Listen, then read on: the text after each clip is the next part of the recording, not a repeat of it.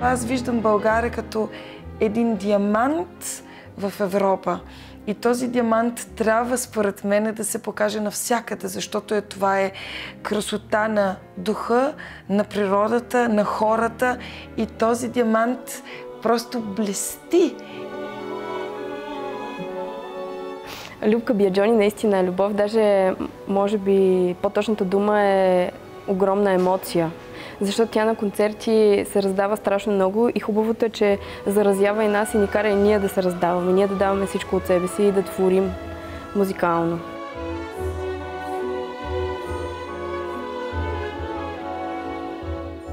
От доста време се занимавам с музика. Диригент съм от много години, от 25 години. И за мен музиката е мисия в моя живот, с която аз се опитвам да достигна винаги хората. Техния дух, техния интелект, тяхната история. Много често тя ни казва една дълга реч, в която ни обяснява какво са искали композиторите вътре в произведенията, когато са били писани. Много детайлно ни обяснява всичко за самото произведение. Нещо, което мога да кажа в другите оркестри липсва.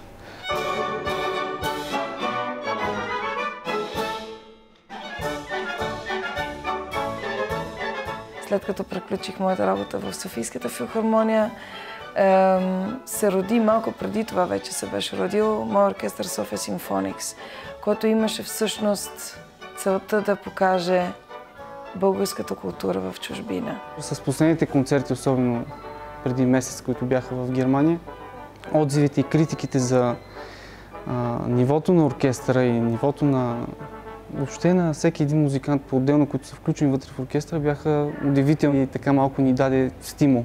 И моята мисия е да взема тези музиканти, точно да направя един оркестър като София Симфоникс и хора София Симфоникс и да успея в чужбина да покажа това невероятно музикално ниво, което все още съществува в България. Тя беше едно лудо момиче, което и до сега си остана лудо, само че слава Богу, че не е така по-късно.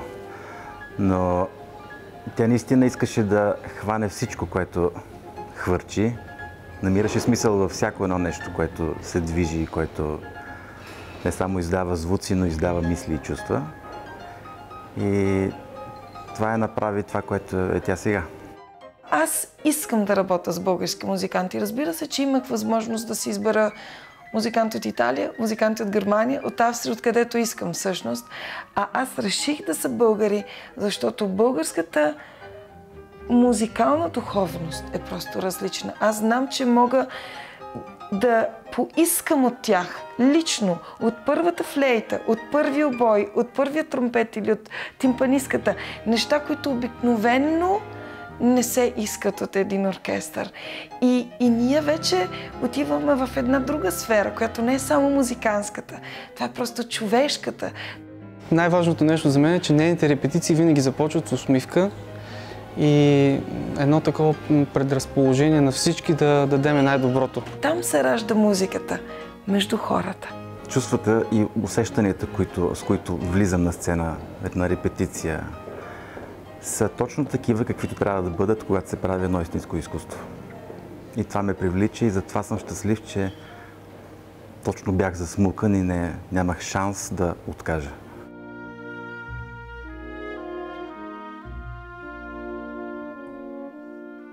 Турнетата са изпълнени с някакви много приятни преживявания, изненади. Тя ни води на някакви много интересни места, да разглеждаме. Примерно, канила ни е в къщата си.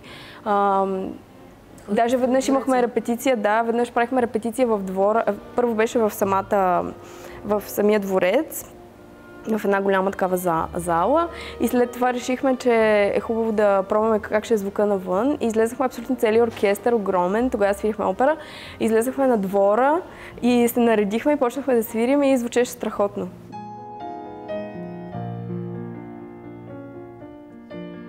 Мечтая хората, музикантите, но и въобще нашия български народ. Не само в България и в чужбина, да не се страхува от истината, да може да се бори, да може да я търси тази истина, защото тази истина е винаги в нас и не трябва да се страхуваме да я казваме и не трябва да се страхуваме да я живееме. Ние живееме нашата истина с музиката. И аз се надявам хората да имат винаги смелост да потърсят техната истина в себе си.